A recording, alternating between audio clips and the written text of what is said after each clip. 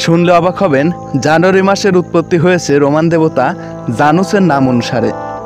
জানুস, যাকে অতীত এবং ভবিষ্যতের দেবতা বলা হতো। রোমানদের দরজার সামনে জানুস নামের দেবতাকে রাখা হতো, যার সামনের দিকে একটা মুখ এবং পেছনের দিকে একটা মুখ।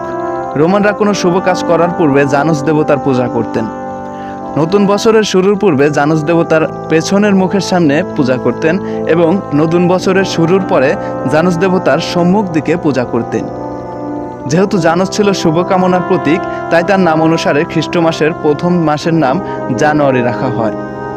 সূত্রমতে গ্রেগরিয়ান ক্যালেন্ডারের মাধ্যমে ইংরেজি সনের বিস্তৃতি।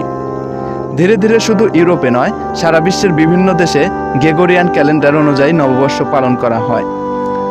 সাধারণভাবে প্রাচীন পারস্যের সম্রাট জমশিদ খ্রিস্টপূর্ব 800 সালে এই নববর্ষ বা নওরোজের প্রবর্তন করেছিলেন। এ ধারাবাহিকতা এখনও পারস্যে আছে এবং ইরানে ঐতিহ্যগত নববর্ষের জাতীয় উৎসব হিসেবে পালিত হয়। ইরানে নববর্ষ বা নওরোজ শুরু হয় পুরনো বছরের শেষ বুধবার এবং উৎসব চলতে থাকে নতুন বছরের 13 তারিখ পর্যন্ত। ইরান হতে ইহা একটি সাধারণ সাংস্কৃতিক ধারা মধ্যপ্রাচ্যের বিভিন্ন মুসলিম দেশ এবং ভারত উপমহাদেশে প্রবেশ করে।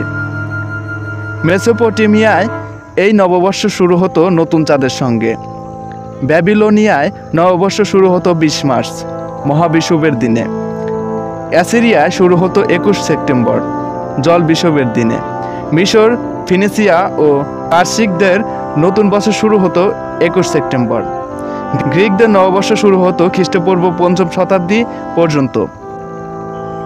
রোমান প্রজাতন্ত্রের পঞ্জিকা অনুযায়ী নববর্ষ শুরু হতো 1 মার্চ এবং খ্রিস্টপূর্ব 153 পরে 1 জানুয়ারিতে নববর্ষ শুরু হয় এবং তারপর থেকে জানুয়ারি মাসের 1ম তারিখে নববর্ষ পালন হয়ে আসছে।